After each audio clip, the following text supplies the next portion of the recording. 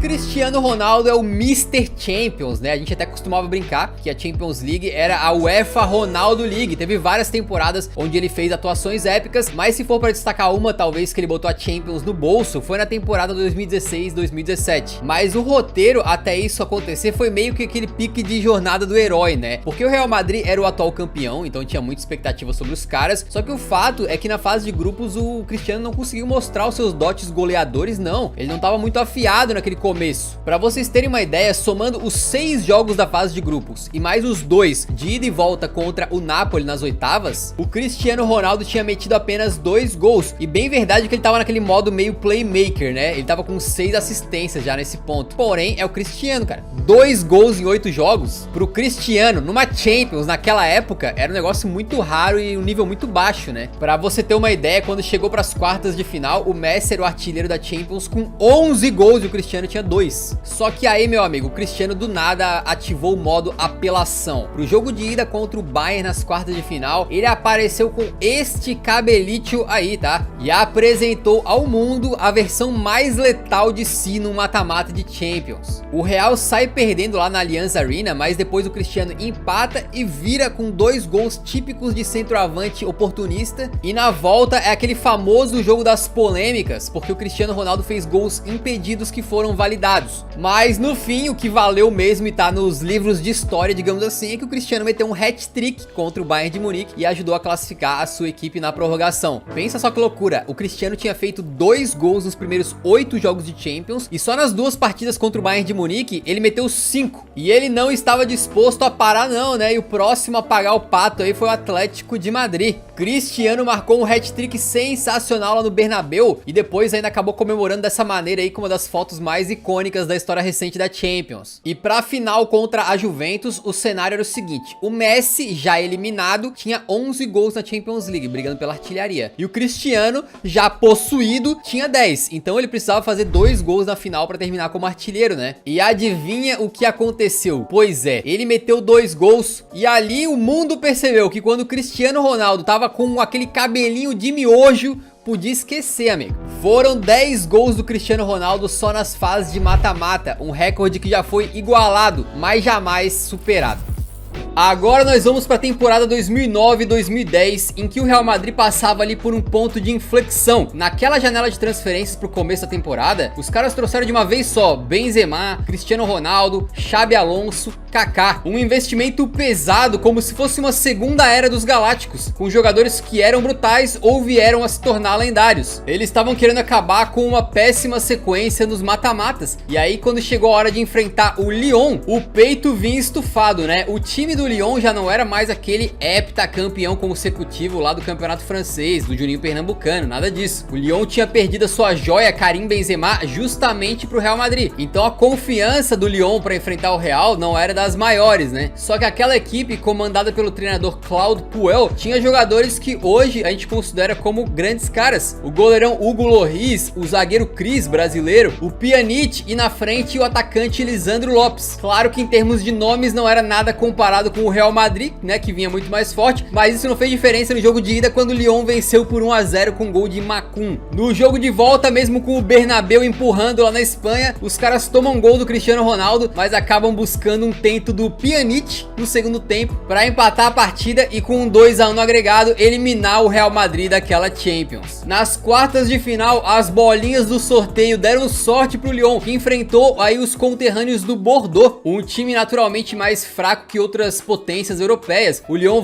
vence no agregado por 3-2 e atinge então as semis da Champions League. Só que nas semis eles deram azar, pegaram o Bayern de Munique e acabaram sendo ali amassados, né? Mas ainda assim foi um feito e tanto. Pra vocês terem uma ideia, apenas 7 anos depois, outro clube que joga no campeonato francês conseguiria chegar nas semis da Champions. Barcelona e Paris Saint-Germain se enfrentaram muitas vezes recentemente, depois que o Paris foi comprado pelo Qatar, mas aquela vez em 2016-17 certamente foi a mais lembrada e talvez seja o confronto de mata-mata mais épico da história da Champions. Começa pela maluquice total que foi o jogo lá no Parque dos Príncipes, porque você imagina um time com Messi, Suárez e Neymar entrar em campo para ser trucidado. Foi o que aconteceu, o PSG de Unai Emery não tomou conhecimento dos catalães e meteu 4-0 com direito a uma bela noite de Di Maria, que até fez golaço de falta e tudo. Depois disso passaram algumas semanas até o jogo de volta, que todo mundo achava que ia ser protocolar, né? Mas o Neymar fez aquele tweet de que enquanto tivesse 1% de chance, ele teria 99% de fé. Um clichêzão, talvez, mas mostrou que ele tinha confiança. Luiz Henrique era o técnico do Barça na época e botou o time em campo no jogo de volta de forma muito ofensiva. 3 zagueiros, 3 meias, Rafinha de um lado, Neymar do outro, com Messi e Suárez na frente. E a torcida do PSG logo viu que a noite poderia ser longa quando o Suárez faz esse gol aí todo meio cagado, né? E depois o Barcelona amplia com mais um gol cagado, dessa vez um contra do Kurzawa. E as coisas pioram quando no segundo tempo o nosso craque Meunier resolve fazer um pênalti de peixinho. E o 3 a 0 então saiu dos pés do Messi. Neste momento não tinha mais nenhum parisiense com unha, né?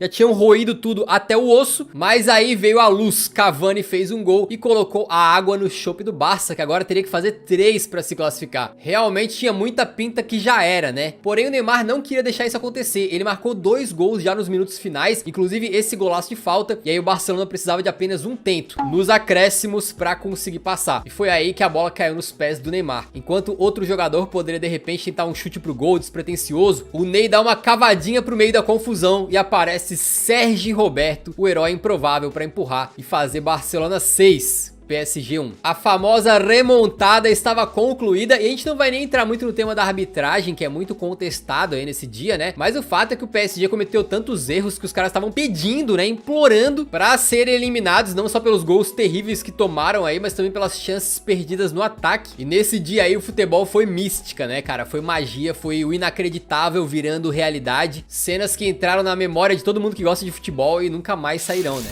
Tá na hora de falar de um que continua na ativa, que é um dos maiores jogadores do nosso tempo aí, né, que é o Lionel Messi. Só que o gol especificamente que a gente vai falar é na final de 2009. Então no momento da gravação desse vídeo, ele já tá virando uma coisa histórica, saca? Foi naquela final em que o Manchester United de Ferguson e Cristiano Ronaldo pegava o Barcelona de Pep, Guardiola e Messi. A partida tava 1 a 0 quando o gênio Xavi pega a bola, olha pra área e vê o Messi, 1,69 m, sendo marcado pelo gigantesco Rio Ferdinand. Só que o Xavi no passe ele se garante, né? Ele pensou, vou botar na cabeça do Messi, e botou, amigo. O Messi subiu no terceiro andar e não só acertou a cabeçada, como colocou ela de forma perfeita, encobrindo o Van der Sar, que era um goleiro de 1,97 m, né? Um golaço raro do Messi, que ele fez poucos de cabeça na carreira, e ainda uma comemoração emblemática, né? Quando ele sai segurando a chuteira ali.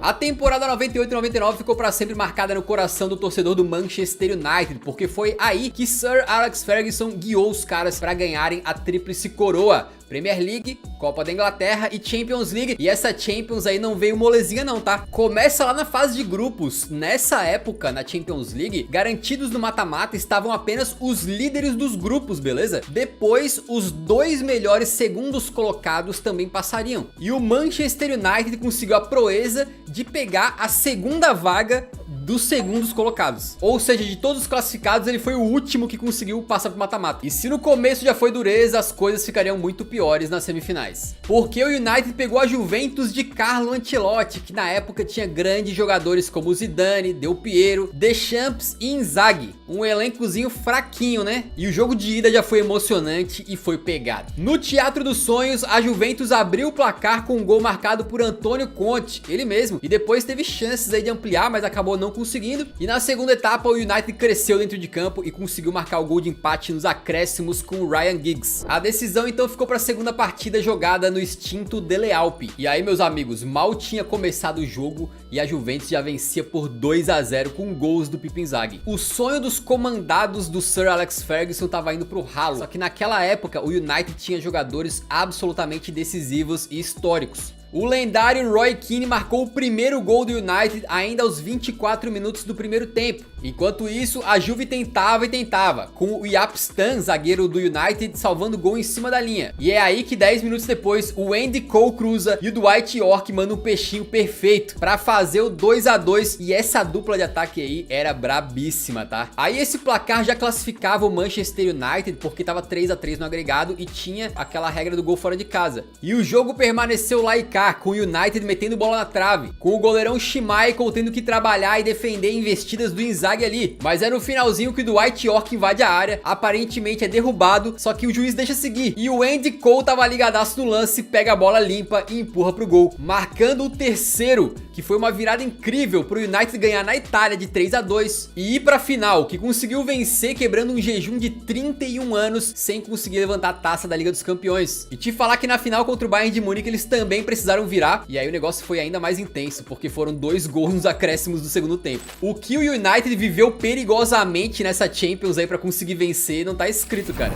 A final da Champions League de 1999. Já se vão lá mais de 20 anos, né? Mas naquela final entre Manchester United e Bayern de Munique aconteceu uma das viradas mais históricas da história do futebol, né? Que foi quando o Bayern de Munique abriu o placar, acho que aos 6 minutos de jogo exatamente. E o Bayern não só abriu o placar muito cedo, como conseguiu segurar a vantagem praticamente o jogo inteiro. Inclusive teve chances de matar o jogo no segundo tempo, com uma bola por cavadinha que quase entrou, bateu na trave, e depois uma bicicleta que foi no travessão. Mas aquelas 2 bolas não entraram, porque estavam predestinadas a não entrar. Aquele título não era pra ser do Bayern. Tinha torcedor do Bayern já comemorando, acendendo o sinalizador com as cores do clube. Já estavam botando aquelas fitinhas na cor do Bayern de Munique na taça da UEFA Champions League. Quando aos 46 minutos, bola na área do Bayern de Munique, muito mal afastada, ela sobra pro Ryan Giggs, que chuta meio mal, mas esse chute ruim acaba nos pés de Teddy Sheringham, o artilheiro que faz uma virada já batendo pro gol, empata o jogo.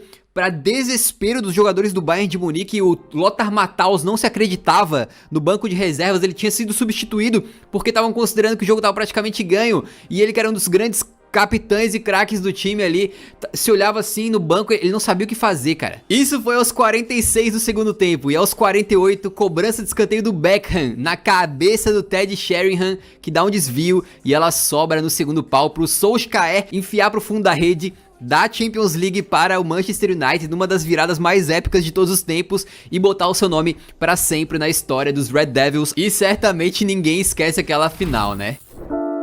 No início dos anos 70, o Bayern de Munique foi presenteado nas categorias de base com jogadores que estavam surgindo ali e acabariam se tornando lendas da Alemanha e do próprio clube. Sepp Maier, Beckenbauer e Gerd Müller. Com o passar dos anos, eles se juntariam a outros craques como o Rummenigge, o Paul Breitner e o Uli Hoeneß para consolidar uma dinastia na Alemanha e na Europa, mudando para sempre o patamar do Bayern de Munique, primeiro nas mãos do técnico Udo Lattek e depois nas mãos do Dietmar Kramer. Acredite se quiser, até o comecinho dos anos 70, o Bayern de Munique era campeão alemão apenas 2 vezes, beleza? E nunca tinha chegado numa final de Champions. Então esquece esse Bayern de Munique poderoso, gigantesco que a gente conhece hoje. As coisas eram muito diferentes naquela época, mas mudariam completamente pro Bayern de Munique com o Kaiser e o Bomber, né? As coisas foram se construindo devagarinho pro Bayern de Munique. Primeiramente, ganhando 2 vezes a Bundesliga, em 72 e 73. Em 73 também, o Gerd Müller é artilheiro da Champions League. E o Bayern já tinha então 2 jogadores eleitos bolas de ouro. O Gerd Müller em 70 e o Beckenbauer em 72. O Bayern de Munique aos poucos ia construindo o seu time, aos poucos ia criando casca para se tornar o sucessor daquele Ajax tricampeão. E esse favoritismo do Bayern, que foi sendo construído aos poucos, se concretizou na temporada 73-74, quando eles chegam na final para enfrentar o Atlético de Madrid. E o jogo acaba 1-1, com o gol do Atlético sendo marcado pelo Luiz Aragonês, que depois viria a ser aquele técnico campeão da Eurocopa com a Espanha em 2008. E naquela época não tinha disputa de pênaltis, então foi marcada uma segunda partida, um desempate, digamos assim. E aí o Bayern de Munique passou o trator, atropelou, vencendo por 4-0 com dobletes do Müller e do Hoeneß.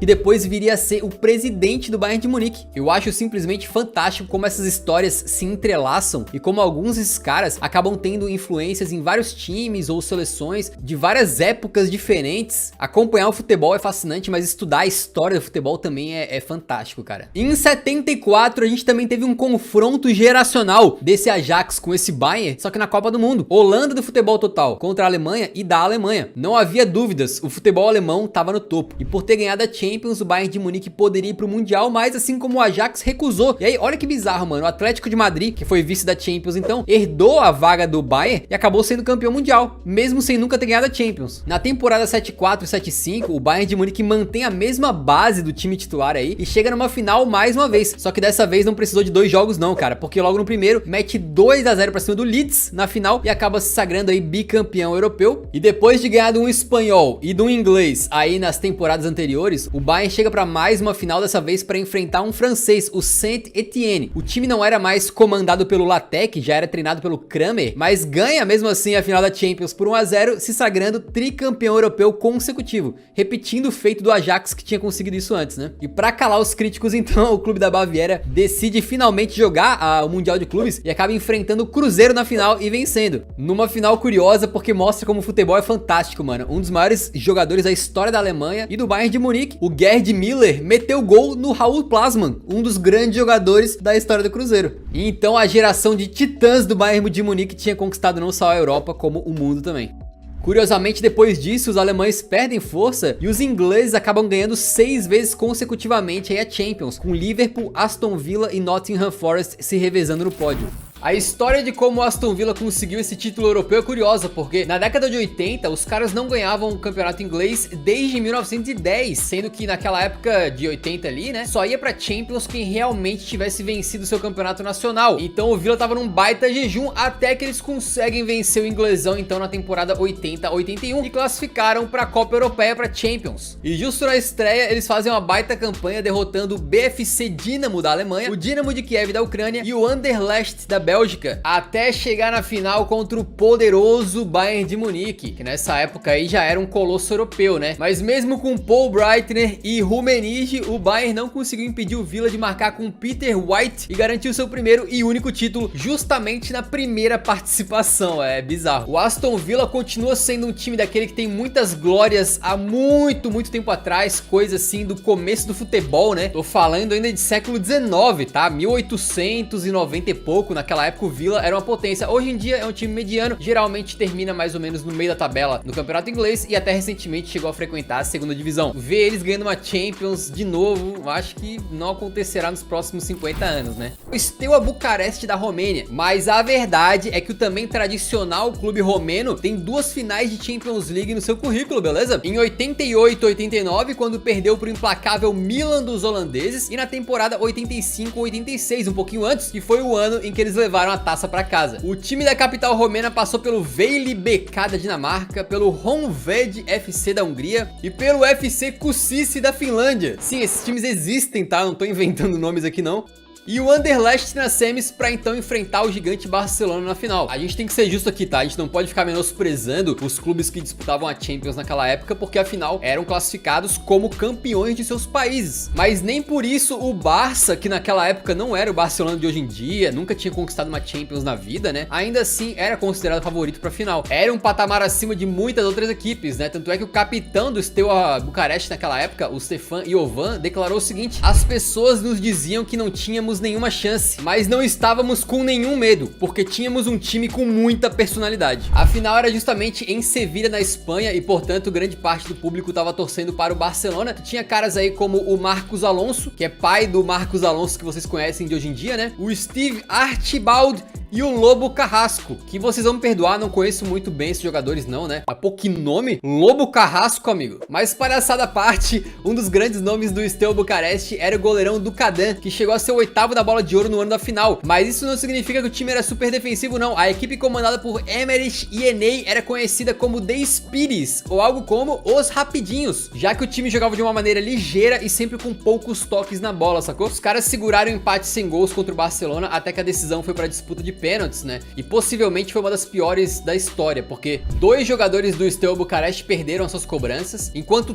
todos os jogadores do Barcelona desperdiçaram as suas. O Ducadão, o goleirão, lembra? Pegando as 4 cobranças dos culés, velho. E sagrando o poderoso Steaua campeão europeu antes que o Barcelona conseguisse o tal feito. Deu pra entender por que o Ducadão ficou tão alto na bola de ouro, né? Mas que o pessoal cobrou pênalti muito mal também na época, tá de sacanagem, né? Agora vamos falar de outro talento que surgiu na base do Real Madrid, mas que foi brilhar na Champions mesmo com a camisa do Barcelona, e foi ele, Samuel Eto'o. A sua primeira final pelo time catalão foi na temporada 2005-2006, né? Quando o Barça dele, do Deco, do Ronaldinho rapidinho, enfrentava ali o Arsenal de Thierry Henry. E foi dos pés do Eto'o que saiu o gol de empate daquela partida, que depois o Barcelona viraria para acabar levando para casa apenas a sua segunda Champions League na época, né? A segunda final também foi no Barcelona 3 anos depois, para um confronto simplesmente épico. O Barça, que já era aquele de Xavi, Iniesta, Messi, o próprio Eto'o e agora até o Thierry Henry, que tinha vindo do Arsenal, jogando contra o United de Sir Alex Ferguson, aquele, né, de Scholes, Giggs, Rooney e Cristiano Ronaldo, que era então o atual bola de ouro. Dentre tantos craques ali, a estrela do camaronês Eto'o brilhou novamente, com ele marcando aos 10 do primeiro tempo, depois de dar um driblaço no Vidic e sentar o dedão na bola, amigo. O Barça faria depois o 2 a 0 com um gol improvável do Messi, que daqui a pouco eu comento. E o Barça, então, pela segunda vez, levava uma Champions pra casa com um dedo direto do Eto'o. Pensa só, nessa época, o Barcelona tinha conquistado a sua terceira Champions League, sendo que em duas delas o Eto'o tinha sido decisivo. Não é pouca coisa. A sua terceira final foi logo na temporada seguinte, em 2009-10, só que agora pela Inter de Milão. E o Eto'o não fez nenhum gol nessa final, né? Quem decidiu foi o Diego Milito, que fez os dois do 2 a 0. Mas assim, também tem uma bela desculpa, né? O cara já tava jogando de ponta direita ou até meia direita, com um papel defensivo muito importante ali nas mãos do Mourinho, né? Ele voltava muito pra marcar. E de qualquer maneira não marcou gol, mas foi campeão de novo, sendo até hoje, atenção, hein, o único jogador na história a conseguir duas tríplices coroas consecutivas e ainda com dois clubes diferentes. O Eto'o era brabo. Agora uma lembrança não muito boa para os torcedores culés, porque é a final da Champions de 93-94, quando o Dream Team, comandado por Cruyff, ia enfrentar aí o Milan na final daquela Champions, né? O Barcelona era favorito, tinha o Stoichkov, o Romário e tal, e o Milan vinha com alguns desfalques, mas o que se viu em campo foi um massacre dos rossoneri. O jogo foi 4 a 0, mas o golaço que se destaca nesse vídeo foi o terceiro, né? Do camisa 10 do Milan, que era o Savicevic. O jogo tava 2 a 0 e tinha acabado de começar o segundo tempo para o Barça de repente conseguir reagir, só que a defesa dos caras deu aquela moscada na frente do Savicevic, que roubou a bola e não quis nem saber de dominar, deixou ela dar uma quicadinha no chão e mandou dali mesmo pro gol. Uma pintura de cobertura com um ângulo fechado de fora da área, com uma precisão milimétrica e em que ele teve tipo milissegundos pra raciocinar, tá ligado? Um gol absurdo de bonito, certamente um dos mais lindos da história das finais de Champions. E se tem final que tem golaço, tem algumas que tem golaços no plural, né? Como a final de 96-97 entre Borussia Dortmund e Juventus. Naquele dia parece que as estrelas se alinharam para sair golaço, né? O primeiro deles foi quando o Borussia Dortmund venceu por 2 a 0 e entrou em campo um tal de Del Piero, né? Um jovem italiano bastante promissor. E quando o colega de profissão dele ali entra na área e manda o cruzamento para dentro, ele também tava com o corpo meio desajeitado para finalizar e acaba tendo recurso. Acaba improvisando e mandando uma letra safadinha e linda, né? Naquele gol triste porque o time tá perdendo, aí o cara faz um golaço e nem comemora direito, saca? Só que esse gol do Del Piero acabou sendo mais ou menos irrelevante, porque depois do segundo tempo, um camarada chamado Lars Ricken entra no jogo aí pelo lado do Borussia Dortmund aos 70 minutos e aos 71, mísero um minutinho depois, recebe a bola num contra-ataque fulminante, vê o goleiro muito adiantado e manda de muito longe, cara, meio que colocado, meio que de cobertura, matando a partida e dando ao Borussia Dortmund seu primeiro e único título de Champions League até hoje. E finalmente, então, o último time a conseguir 3 finais de Champions Leagues consecutivas antes desse Real Madrid de Zidane e Cristiano Ronaldo, né? A famosa rainha do vice, a Juventus.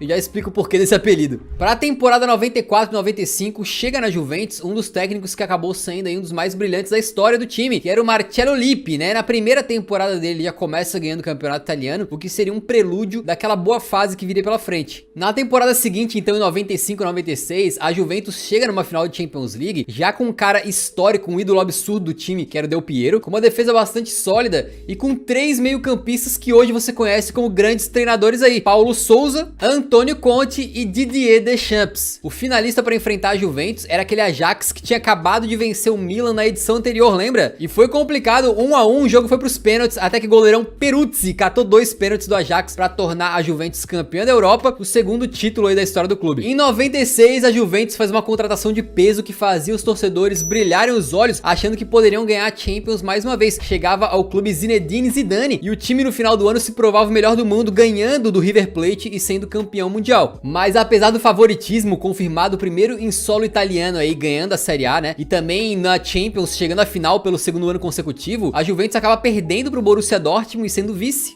vice é uma palavra bem presente na história da Juve. E em 97 e 98 a Juventus ganha o reforço de um cara que viria a ser uma lenda do Milan no futuro, né? Um atacante matador que ajuda o clube então a chegar na terceira final de Champions consecutiva. Mas não adianta, cara, a velha senhora sucumbiu frente ao Real Madrid na final. Aquele Real Madrid de Redondo, Seedorf e Erro, Roberto Carlos, que era realmente um timaço, né? Então, assim como o conterrâneo Milan, que tinha chegado em 3 finais de Champions e vencido apenas uma, a Juventus repetiu esse feito, né? Sendo 2 vezes vice. E por que que ela é a rainha do vice, então? Não é só por causa desse período, é porque somando todas as participações da Juventus na Champions League, ela já perdeu 7 finais, amigo. Ela é 7 vezes vice-campeã da Champions, tendo vencido apenas 2 títulos, ou seja, chegou em 9 finais, venceu apenas 2, cara. Poderia ser o segundo time mais campeão da história da Champions, só atrás do Real. Mas pro torcedor da Juve é dureza, porque 7 vices é complicado, né? Um aproveitamento de 22% apenas em finais. É tenebroso. Depois da derrota na final em 91, o Olympique de Marselha acabou conseguindo se reerguer e 2 anos depois falaram, pô, a gente também quer meter uma dessa, né? Campeão invicto. E tem que exaltar muito esses caras, né? Porque até hoje o Olympique de Marselha é o único clube francês que venceu a Champions League. E ainda, pô, enfrentaram o Milan na final em 93, né? O Milan que tinha Maldini, Baresi, Van Basten, e que, como a gente falou aqui, foi campeão invicto também na temporada seguinte. Ou seja, era um time absurdo, né? Mas o Marselha na época era uma potência que vinha crescendo não só dentro da França, né? Chegando pra essa Champions, por exemplo, como tetracampeão, mas também a nível europeu, vencendo aquela final por 1-0. E contar histórias assim de Champions é muito massa, porque elas ficam se entrelaçando toda hora, né? O Milan aqui já apareceu várias vezes, por exemplo. Mas voltando ao assunto, esse time era muito subestimado e desacreditado, né? Na época, a trajetória do Olympique de Marselha até a final foi tão grandiosa que o goleirão Fabien Barthez falou: se alguém dissesse no início da temporada que o Marselha estaria na final, ninguém teria acreditado. E te falar que o goleirão trabalhou nessa final aí, viu? Eles abriram o placar num gol ali de escanteio, né? E tiveram que segurar 1-0 por quase 45 minutos. E, amigo, contra esse Milan aí, cada minuto parecia uma hora, né? Mas no final, a taça ficou então nas mãos do capitão Deschamps, com uma campanha espetacular de 7 vitórias e 4 empates em 11 jogos. Recentemente, essa conquista aí fez 30 anos, inclusive, e o Marselha comemorou aí com uma baita festa no estádio deles, né?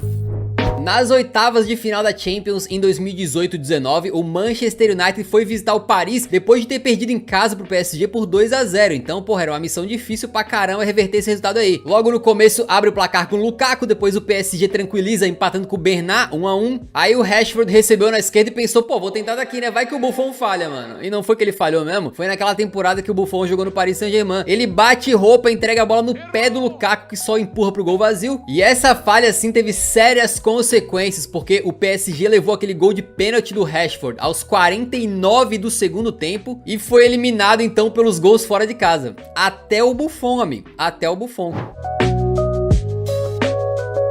Outro goleirão que frangou lá em 2018-19 foi o De Gea, que tava jogando contra o Barcelona. A missão era complicada porque o United tinha perdido em casa pro Barça por 1-0 e no jogo de volta tava perdendo já de 1-0 também com o gol do Messi. Mas nada é tão ruim que não possa piorar, porque o Messi chuta de direita, um chute fraco, mano, que certamente dava pra pegar, e o De Gea toma aquele peru com P maiúsculo assim, né, velho? Se você for no dicionário ali procurar o que é peru, vai estar lá a foto desse gol, porque é aquele peruzão clássico, assim, que o goleiro vai pra bola e deixa ela passar de forma patética. Ainda na Champions de 2018-19, o Manchester City e o Tottenham jogavam pelas quartas de final, né? O Tottenham tinha ganhado o jogo de ida por 1-0 e no jogo de volta na casa do Manchester City, então o Sterling começa fazendo 1-0, mas aí que entra em ação o Laporte, que é o personagem desse momento aqui da lista. Numa troca de passes do Tottenham ali, ele tenta tirar a bola, mano, mas ele dá uma ajeitada perfeita pro Son finalizar e meter o gol do Tottenham aí, parecia uma assistência, velho, foi lindo. Nível Kevin De Bruyne, assim, um passe milimétrico, velho. E não para por aí, porque depois de um lance razoavelmente tranquilo, o Laporte sai jogando muito afobado, adianta demais a bola, Lucas Moura rouba, velho. E aí toda a jogada se desenvolve até o Son guardar mais um pro Tottenham em 2 falhas do Laporte. E o Manchester City acabou indo então pra casa naquela Champions League, e o Tottenham passou pra fazer aquela campanha histórica, né? E provavelmente foi a pior atuação do Laporte com a camisa dos Citizens. A semifinal da Champions League de 2018 e 2019, em que o Ajax tinha feito 1-0 no jogo de ida na casa do Tottenham e na volta, em casa, lá na Holanda, tinha aberto 2-0 no placar, certo? O Tottenham estava virtualmente eliminado da UEFA Champions League. Eu sou torcedor do Tottenham e achei que tinha acabado, eu achei que já era. Porém, como a gente viu nesse vídeo, grandes viradas dependem às vezes de grandes jogadores fazerem a diferença. E eu não acho que o Lucas Moura é um craque de bola, mas naquele dia o que ele fez, ele entrou para a história da Champions League e certamente daqui 50 anos ou até 100, os torcedores do Tottenham vão lembrar daquele momento. Porque no minuto 55, justamente quando ele foi substituído do PSG, lá naquela remontada do Barcelona em 2017, no minuto 55, em 2019, 2 anos depois, ele faz o primeiro gol dele. No minuto 59, ele faz o segundo e o Tottenham precisava de apenas mais um gol para passar nos gols fora de casa e ir para a final da UEFA Champions League pela primeira vez na sua história. Só que obviamente que o Ziyech, que jogava naquela época no Ajax, não queria que o Tottenham passasse. Ele queria destruir o Tottenham e num contra-ataque o Tottenham tava indo para cima deixando espaços, o Ziyech recebe a bola na frente da área, arma a canhota dele que é braba, manda o foguete, o goleiro tá batido e a bola caprichosamente vai na trave. Aquela bola poderia ter botado o Ajax na final da UEFA Champions League, mas ela não ter entrado mudou a história. Porque depois, no último lance do jogo, aos 51 minutos, o Tottenham indo pra frente na base do desespero sem o Harry Kane. O atacante era o Llorente, mas a bola vai no Llorente, ele era grande. Se tinha uma coisa que ele sabia fazer era proteger a bola. Ele briga com o zagueiro, a bola sobra no Dele Alli dá um tapinha para o Lucas Moura, que vem entrando na área como um foguete de canhota, que é a perna ruim. Manda pro fundo da rede, o Tottenham faz 3-2 e ninguém acreditava, né? Aquilo lá gerou uma das narrações que eu considero mais históricas que eu já vi na minha vida, que é o narrador lá, Jorge Igor, indo completamente à loucura com aquele momento que ninguém acreditava, cara. A bola chegou na área, Lucas!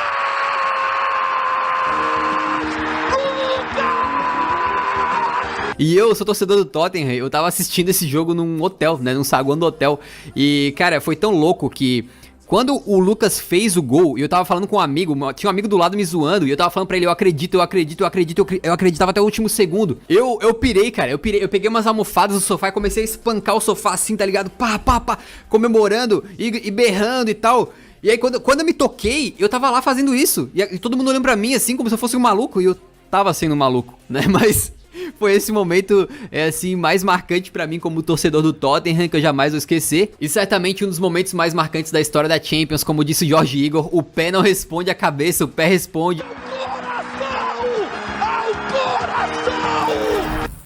Então vamos falar do gigante Arsenal, terceiro maior vencedor do campeonato inglês, mas que até hoje nunca conseguiu levantar a orelhuda também. E um detalhe é que eles jogaram muitas vezes, tá? E a vez que eles chegaram mais perto foi na temporada 2005-2006, quando aquele time comandado pelo Pires, o Ljungberg, Gilberto Silva, o Henry, e foi aquela famosa decisão que a gente esperava que de repente os craques pudessem decidir, mas apareceram personagens ali alternativos. Isso porque com 18 minutos o nosso camarada Lehmann, goleirão ali do Arsenal, já foi expulso, né? Mas mesmo assim no final do primeiro tempo o Henry cruza e o Campbell faz de cabeça 1-0 Arsenal. O sonho tava se concretizando, só que aos 31 do segundo tempo, o Eto'o recebe uma bola, empata o jogo. E depois acontece o improvável. Belletti, lateral direito que começou no banco, entrou em campo, fez uma jogadaça com o Larsson, o sueco deu a sua segunda assistência no jogo, o Belletti concretizou, virou a partida e decidiu a Champions pro Barça, com o detalhe, né? Com tantos monstros em campo ali, o Arsenal deu a zica, digamos assim, de enfrentar um cara que fez o seu único gol em mais de 100 jogos pelo Barcelona, justamente nessa final, o Belletti. E outro ponto curioso da história do Arsenal na Champions é que entre as temporadas 2010-2011 e 2016-2017, o clube disputou a orelhuda 7 vezes, tá? Então eles estavam participando toda hora, mas eles caíram 7 vezes consecutivas nas oitavas de final. Aí é complicado mesmo, né? É a maldição das oitavas. E um atacante meio que oposto que nunca ganhou a Champions é o Ibrahimovic, oposto porque o Totti passou a carreira inteira na Roma, enquanto o Ibra pulou pra vários clubes grandes ali, né? Inclusive, ele já quase ganhou a Champions, entre aspas, porque os clubes onde ele passou ganharam ou antes dele chegar ou depois dele sair do clube. É bem curioso, se liga. O Ibra chega na Juventus em 2004, logo depois ali que a Juventus tinha chegado numa final de Champions, né? Não consegue pra nenhuma final com a Juve. Em 2006 ele vai pra Inter de Milão. Ele fica lá até 2009 sem conseguir também alcançar uma final, quando em 2009 ele vai pro Barcelona, que tinha acabado de ganhar uma Champions, beleza? E aí ele vai pra lá querendo buscar a Liga dos Campeões dele, tem toda aquela treta com o Pep Guardiola, o Ibrahimovic nunca consegue se firmar no Barcelona e acaba aquela temporada como, velho? Com a Inter de Milão, o ex-time dele, justamente sem ele, levantando o caneco da Champions. Aí ele fala, Puta que pariu, mano. Cheguei um ano atrasado no Barça e quando eu saio, a Inter leva o título. E aí ele pega e sai do Barcelona e vai por empréstimo pro Milan, que não conseguiu repetir nenhum feito antigo da Champions, né? O Milan que é copeiro de Liga dos Campeões. E logo no ano que ele sai do Barcelona, o Barcelona vai lá e ganha a Champions de novo, mano. Então é basicamente até virar uma piada, né? Se o Ibrahimovic sai do seu clube vai ser campeão na temporada seguinte. Quer dizer que é só o Tottenham contratar o Ibra, demitir o Ibra, que depois a gente ganha uma Champions?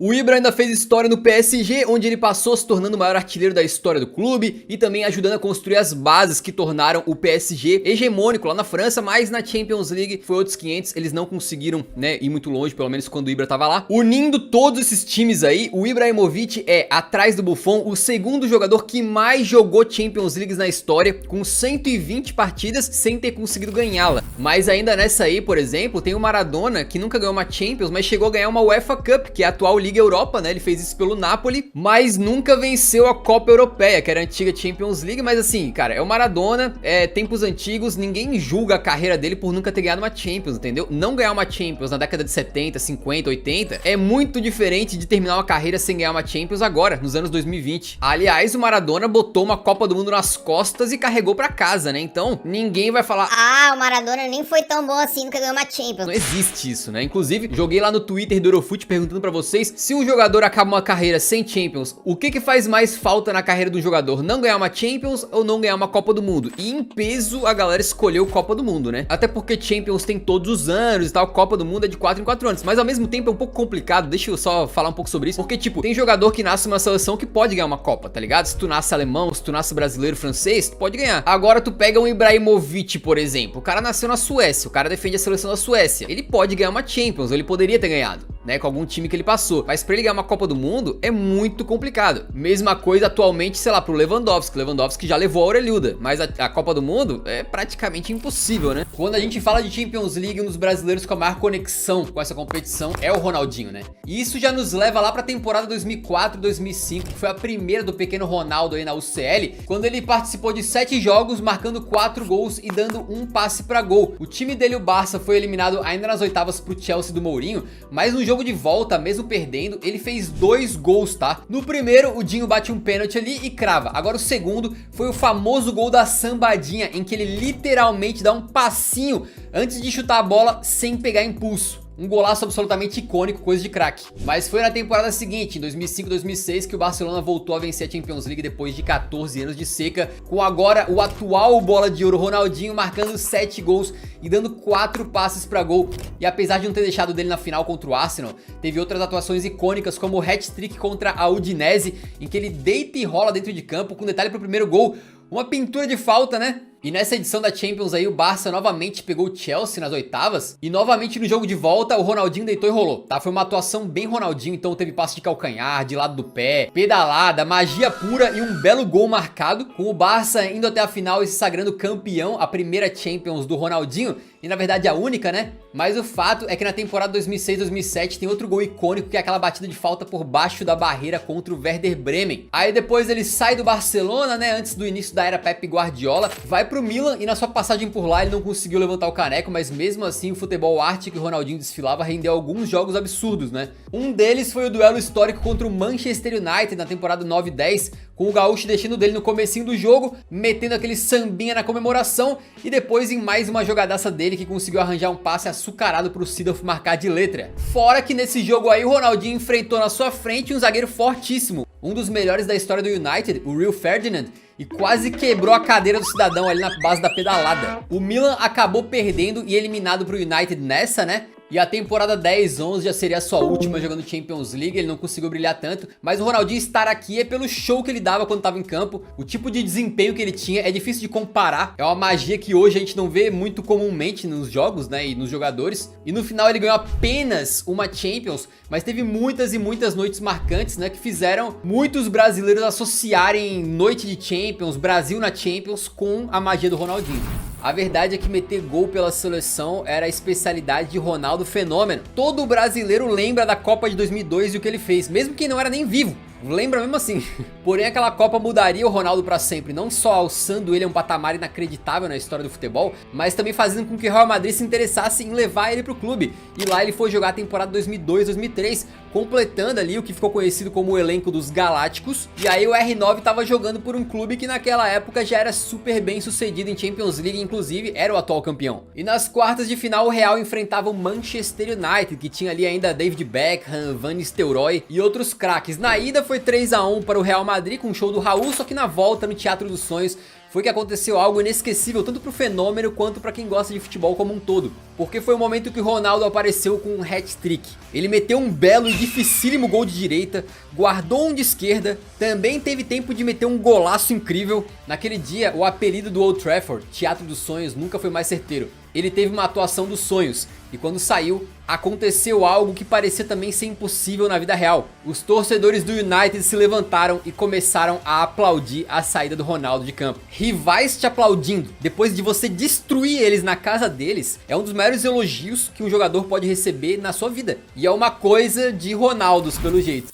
E por falar em pentacampeão do mundo, obviamente que o Ronaldinho Gaúcho também estaria aqui. Ele que também foi campeão naquela Copa de 2002, só que mais como um coadjuvante de luxo ali pro Rivaldo e pro Ronaldo, brilhando principalmente naquelas quartas de final contra a Inglaterra. É dos pés dele que sai a assistência pro Rivaldo empatar o jogo, e depois dos pés dele também sai o gol da virada, naquela falta que enganou absolutamente todo mundo, né? Só que ali a gente sequer tava vendo o auge do bruxo, né? Meio que é consenso que o auge do Ronaldinho veio ali entre os anos de 2004 e 2006. Onde ele foi sem dúvidas o melhor jogador do mundo, quando ele fazia mágica com a bola nos pés ali, e era um momento também que todo mundo queria parar pra assistir o Ronaldinho, né? E ninguém queria enfrentar o cara. E aí foi nessa época que a France Football nomeou ele como o Bola de Ouro do ano de 2005. E na mesma temporada em que ele vence a Bola de Ouro, ele consegue levar o Barcelona para a segunda conquista de Champions da história do clube. Ele marcou 7 gols e deu 5 assistências naquela campanha de 2005-2006, com destaque pro golaço contra o Chelsea nas oitavas de final e pra exuberante assistência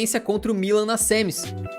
O Barça venceu o Arsenal na final e assim o bruxo zerou o game, né? Mas a gente pode dar um bônus pro cara, porque de todos os jogadores deste vídeo aqui, ele é o único que também venceu a Libertadores da América, amigo. Então o Ronaldinho meio que zerou o futebol, começou um New Game Plus lá, e aí depois platinou, né, amigo? Ele realmente ganhou tudo que tinha de mais relevante pra ser vencido, né?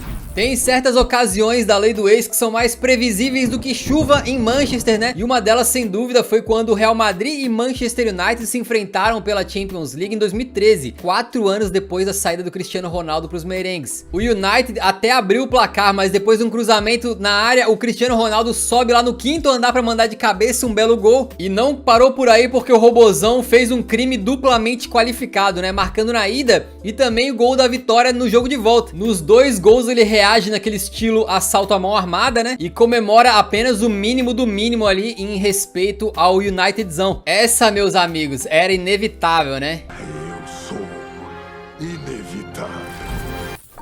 E nessa mesma Champions de 2017 e 18, a gente teve outro craque desfalcando seu time no momento crucial, que foi o Neymar, mas ao contrário do Salah, a lesão dele não aconteceu dentro do jogo, foi antes. O Neymar é a transferência mais cara da história, 222 milhões de euros que o Paris gastou, não foi pra ganhar a Copa da França, com todo respeito, né? Foi pra ganhar a Champions League. E com a bola que o Neymar tava jogando, parecia ser um feito possível, né? Só que logo nas oitavas de final, o PSG pega o Real Madrid e acaba perdendo no jogo de ida por 3-1, com o Neymar e tudo. Só que Champions League tem sempre aquela expectativa de uma remontada, de uma virada, principalmente quando o segundo jogo é em casa. Mas em um jogo pelo francesão contra o Olympique de Marselha, o Neymar acabou se lesionando e ao que parecia no começo era uma torção de tornozelo somente, porém depois os exames indicaram que ele também tinha sofrido uma fissura no 5º metatarso. Isso tirou o Neymar dos campos por vários meses, né? Resultado, o Paris Saint-Germain jogou contra o Real Madrid o jogo de volta e acabou não ficando nem perto de conseguir a classificação. Mas o que torna esse caso tão curioso e até quase místico assim, né? É que um ano depois, exatamente a mesma coisa aconteceria. De novo nas oitavas da Champions, dessa vez o PSG enfrentava o Manchester United. E naquele momento crucial então pro Paris, o Neymar acabou tendo uma recaída dessa mesma lesão ali no 5º metatarso. E sem ele em campo, o PSG foi novamente eliminado, e dessa vez com requintes de crueldade, né? Foi aquele jogo do gol no finalzinho lá do Rashford de pênalti, né?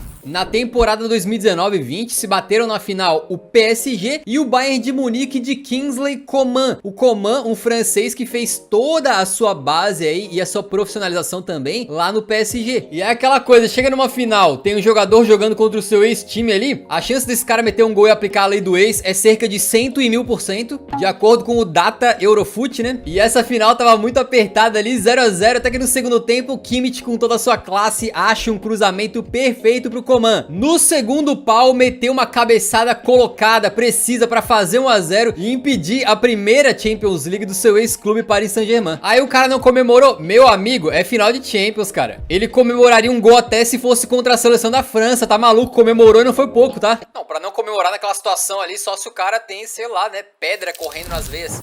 Mas ele, que já tá aposentado, quando jogava, gostava de fazer gols em momentos difíceis, né? Como, por exemplo, o gol marcado em final de Copa do Mundo. E não para por aí, porque ele também meteu gol em 2 finais de Champions, exatamente. A primeira delas foi pelo Bayern de Munique, ele foi pra lá depois que se destacou pelo Wolfsburg, e também por ter ido bem na Eurocopa de 2012 pela Croácia. E aí o cara foi pra lá e logo de cara na temporada 12-13 já foi a sua segunda temporada mais goleadora na elite europeia. O camarada ganhou a confiança do técnico Jupp Heynckes na época e botou o então titular Mário Gomes muitas vezes no banco. Os bávaros estavam pressionados porque, além de chegar de um vice-campeonato na temporada anterior, eles não venciam a orelhuda desde 2001, tá? Mas a oportunidade perfeita surgiu em 2013, porque os caras foram fazer a final em Wembley contra o Borussia Dortmund, exatamente o clássico alemão na final da Champions, aquele Borussia do Jürgen Klopp, que tinha, né, o Gundogan aí, o Reus, o Lewandowski, que foi a primeira e única final entre times alemães até o dia de hoje. E é aquilo, quando o cara é matador, às vezes ele não precisa fazer muito, porque o Bayern de Munique criou uma jogada excelente com a dupla Robben e Ribéry, o Robben botou pra dentro da área e o Mandzukic estava embaixo da trave só pra empurrar pro gol vazio.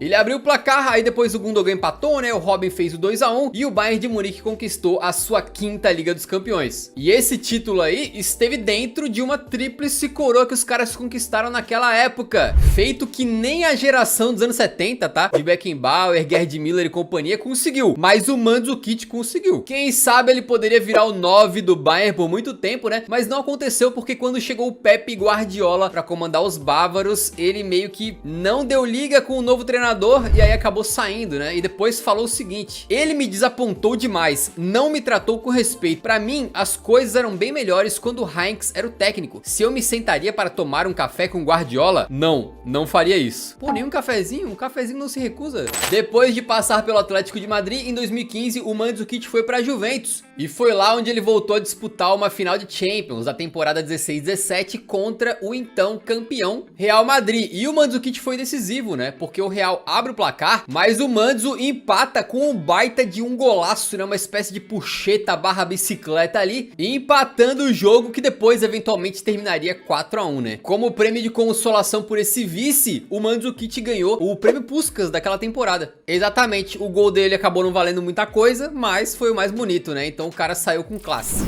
E esse gol do Mandzukic acabou sendo tão inútil quanto um feriado no domingo, né? Mas foi um golaço, então merece entrar na lista. E a gente fecha com um golaço que todos vocês já aguardavam na final de 2017-18 entre Real Madrid e Liverpool. O jogo tava embaçado, 1 a 1, até que o Zidane olha pro banco, olha pro Bale e fala: vai lá buscar essa Champions pra nós, meu querido. 4 minutinhos depois apenas, o Marcelo corta pro meio e manda um cruzamento pra área meio errado, né, cara? Não dava pra cabecear aquela bola. Só que o Bale tinha recurso, né, amigo? Ele inventa do nada uma bicicleta e executa de forma perfeita, mandando na gaveta e fazendo um gol histórico. Tudo bem que aquela final de Champions foi a final do Karius, e até nesse gol aí, que não é considerado uma falha dele, ele meio que tira as mãos, né, cara? Olha o movimento dele, que estranho. Mas foi um golaço histórico e o Bale mostrou que é um homem de múltiplas facetas, né? E além do futebol e do golfe, poderia também entrar aí pro ciclismo. Porque a gente tá falando daquela final Real Madrid e Liverpool. Era a final da Champions de 2018, o Real Madrid buscava o seu 3º título consecutivo, beleza? Aí a gente tá ali no segundo tempo, o jogo tá 0 a 0, aquela tensão, eis que o Toni Kroos tenta um passe e erra e a bola vai direto nas mãos do Karius. Pô, o lance morreu, o cara segurou a bola. É aquele momento que você para assim, para de olhar o jogo, pega o celular, dá uma olhadinha no Twitter do Eurofoot e tal, twitter.com/Eurofoot, né?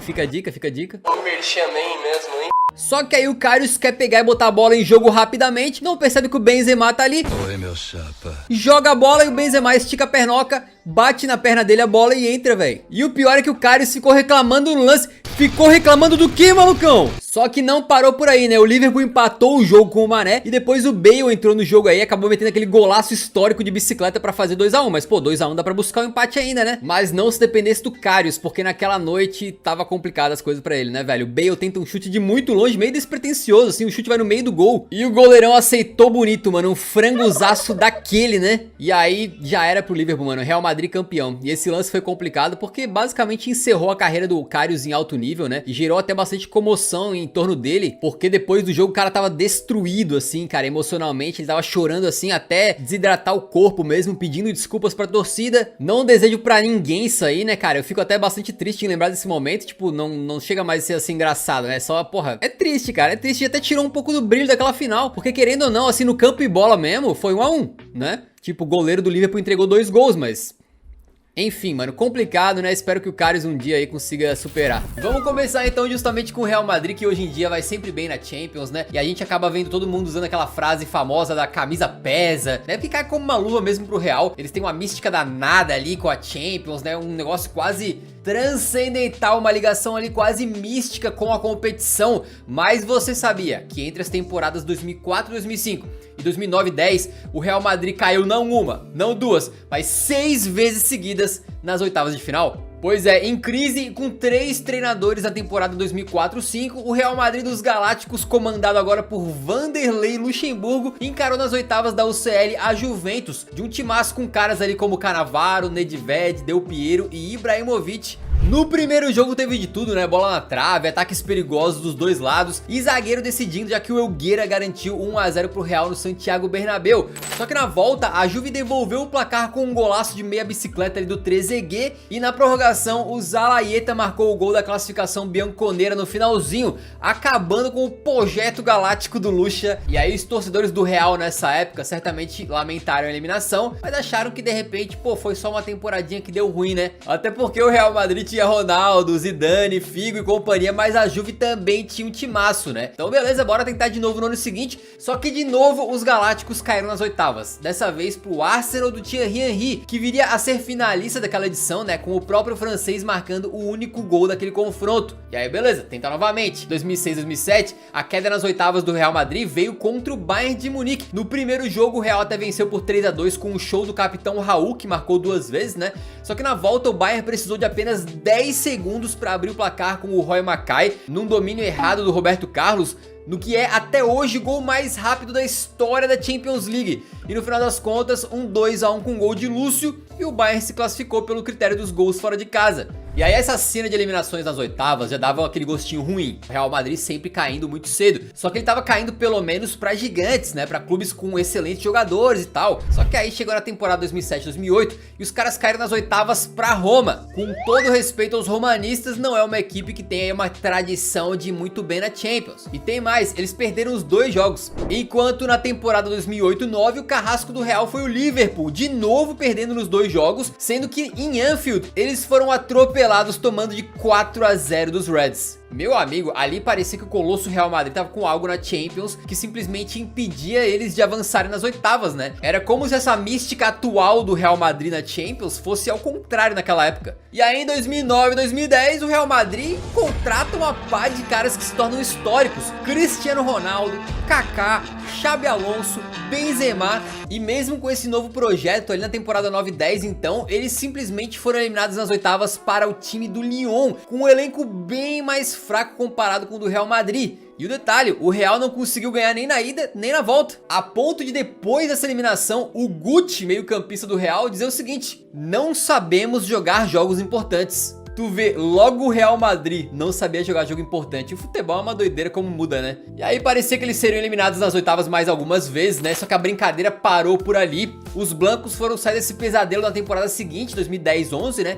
Em vingança contra o Lyon, com gols de uma galera que aí passaria a brilhar muito nos anos seguintes do Real, né? Marcelo, Benzema, Di Maria. E aí dessa temporada em diante, foram simplesmente 8 Champions, chegando no mínimo nas semis e ganhando 4 vezes a competição. Então, pô, todo aquele sofrimento do torcedor merengue, né, foi lavado ali com juros. Hoje o Colosso Real bota medo em qualquer um, mas naquele fim da década de 2010, vou te contar, nem o Lyon tava mais tremendo pros caras não, pô. O lateral esquerdo, Marcelo, voltou pro Brasil pra jogar no Fluminense depois de uma longa passagem no futebol europeu. E no Brasil, logo no seu primeiro ano, conseguiu cumprir um sonho de infância de todo moleque brasileiro, né? Que é ganhar a Liberta, ainda mais com um time que ele tem uma super identificação aí, que é o Fluminense. E aí tu vê que o cara fede a títulos, porque pelo Real Madrid, ele tem não uma, não duas, mas 5 Liga dos Campeões, né? Ele tava naquela de 2014, em que o Sérgio Ramos faz o gol no finalzinho, depois ele é peça importante no tricampeonato consecutivo e ainda mais uma vez, antes de ir embora, vence aquela Champions,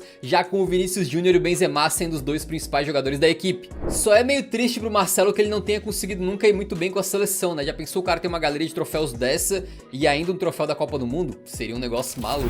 E a gente começa por ordem cronológica, voltando bastante no tempo pro ano de 1958. Era o início da Copa Europeia, né? Que veio a ser a Champions League. E o Real Madrid tinha ganhado as primeiras 2 edições e chegava para sua terceira final consecutiva com nomes que você já ouviu falar várias e várias vezes. Di Stéfano, o Paco Rento, o Copa, são jogadores que ficaram marcados na história do Real pelo número de conquistas, né? Já o Milan desbravava a Europa pela primeira vez com força na sua história e tinha já no seu time o Maldini, não aquele, não o Paolo, né? O pai do Paolo, o Cesare Maldini. E o que torna essa final muito especial é que até os 59 minutos de jogo não tinha acontecido muita coisa, o jogo tava amarrado, até que em 20 minutos tudo mudou. O Milan teve na sua frente 2 vezes a chance de encerrar o reinado do Real Madrid na Europa, porque abriu o placar aos 59 com o Schiaffino, né, conhecido como Pepe, mas aos 74 minutos viu o Real empatar com o Dom Alfredo Di Stéfano. 4 minutos depois, Ernesto Grillo bota o Milan mais uma vez na frente. Só que, meu amigo, tu tá ligado aquele negócio do Real Madrid quando tá na Champions League ser um time diferente, um time que é difícil ser batido, duro na queda? Isso aí é desde lá do começo, tá? Desde que a galera lotava o estádio de terninho, chapéu e um charutão na boca. Porque apenas 1 minuto depois, o Real empata novamente o jogo pro Real Madrid, levando aí pra prorrogação. E aí no minuto 107, o Paco Rento faz o gol do desempate, 3-2 pro Real Madrid, tricampeonato consecutivo da Champions pros caras, numa final maluca que, cara, hoje em dia, pensa se fosse hoje em dia, a galera ia tá pirando no Twitter, né? Aliás, se você curte o nosso trampo aqui, fica o convite pra nos seguir lá em twitter.com/eurofute, que a gente tá todos os dias lá cobrindo e comentando sobre o futebol europeu, beleza? Pra gente que acompanha o futebol europeu de pertinho, parece que não dá pra imaginar um mundo onde a Champions não existe, né? Parece impossível, uma realidade paralela, mas era assim que as coisas funcionavam na década de 1950. E a gente tem que entender o panorama do futebol naquela época. As ligas nacionais da Europa já eram ali em grande parte profissionais, né? E também já tínhamos alguns exemplos de competições internacionais que vinham dando certo. Na América do Sul, por exemplo, tinha o Campeonato Sudamericano de Campeones, que depois acabaria gerando a Libertadores. E além disso também tínhamos o principal sucesso, a Copa do Mundo, que depois do término da Segunda Guerra Mundial acabou voltando e se tornando ali um dos grandes torneios esportivos do planeta. Na Europa já tinham tido competições mais ou menos nessa pegada, como a extinta Mitropa Cup, porém que na época só admitia equipes ali mais do leste europeu ou da Europa Central, de países como Iugoslávia, Áustria ou Hungria. E portanto acabou não tendo aquele sucesso estrondoso, né? E dá pra dizer que todas essas competições tiveram algum grau de importância e de inspiração para a criação dessa primeira Champions. Mas o que motivou de verdade a geração da Liga dos Campeões foi simplesmente o Wolverhampton. Exatamente. Acredite se quiser, senhoras e senhores, mas no final do ano de 1954, o Wolves era o atual campeão inglês. Naquele mesmo período, o estádio do clube, o Molineux, foi um dos primeiros do planeta a ter refletores, aquelas iluminações gigantescas que ficam em cima do gramado para possibilitar que as partidas possam ser jogadas à noite. E hoje isso obviamente é uma coisa mais natural do mundo, né? Parece até algo besta, mas na época não, era sinônimo de super tecnologia, de modernidade no futebol. O Wolves então quis mostrar essa tecnologia e apresentar para o mundo, né? E eles começaram a fazer uma série de amistosos que ficaram conhecidos como Floodlit Friendlies, ou algo como amistosos iluminados por refletores, né? Então eles receberam, por exemplo, o Racing da Argentina para fazer amistoso por lá, o Spartak Moscou da Rússia, entre outras equipes. Mas o confronto histórico mesmo, e que eu quero que vocês que gostam de Champions aí guardem na memória, foi um que hoje em dia vocês não dariam nada, mas que acabou definindo o futuro do futebol europeu. O atual campeão inglês Wolverhampton recebeu na sua casa o atual campeão húngaro, o Budapest Honvéd, que na época tinha inclusive o Puskás no seu elenco. O Wolverhampton venceu por 3-2 e dava pra ver que aquilo ali não era um amistoso qualquer não. O estádio tava abarrotado, as pessoas estavam comemorando muito. E logo depois a mídia local não hesitou em cravar o Wolves como campeão do mundo. O que pode ter explicação. Naquele time do Budapest Honvéd tinham 4 húngaros que tinham sido titulares da seleção Hungria na final da Copa de 1954. Aquela seleção chamada de Magiares Mágicos, que encantou o mundo e tinha uma geração que até hoje é a maior da história da Hungria. E que certamente foi um dos esquadrões nacionais aí mais marcantes do futebol no passado. Como o Wolverhampton tinha vencido ali uma espécie de representante desse futebol mágico da Hungria, eles se consideraram campeões do mundo. Mas será que todo mundo considerava os caras assim? É óbvio que não, muitos discordaram. E um deles foi o ex-jogador profissional da seleção francesa e que depois tinha virado jornalista do L'Équipe, o Gabriel Hanot. Ele rebateu e disse que o Wolverhampton não era campeão do mundo coisa nenhuma, levantando uma ideia de, por exemplo, assim, Real Madrid e Milan foram campeões dos seus países e não jogaram contra o Wolverhampton, então como que eles se consideram, né, realmente os melhores do planeta? Está na hora de organizar um verdadeiro campeonato europeu de clubes, e aí sim o Wolverhampton pode se considerar o melhor. Então foi assim, através dos lobos e da indignação de um jornalista do L'Équipe, que surgiu a UEFA Champions League. O L'Équipe levou essa ideia a sério e eles tentaram conversar com diversos presidentes de clubes ali para tentar organizar a competição. Só que por mais que eles fossem ali um jornal grande e tal, eles não tinham uma estrutura organizacional para se meter a ponto de liderar a criação de uma nova liga europeia. Então eles pegaram a ideia que eles tinham tido, né, e levaram para a FIFA e depois posteriormente para a UEFA. E a UEFA então aceitou. Para a temporada 1955-56 era inaugurada então a European Champions Clubs Cup. A primeira edição foi um sucesso. E a partir dali, ela foi ganhando cada vez mais reconhecimento, com mais países topando participar, com mais clubes levando a sério. Ela foi ficando mais profissional, até se tornar o que é hoje. A Champions League faz você parar o seu dia para assistir os jogos, e que já teve tantas outras edições históricas.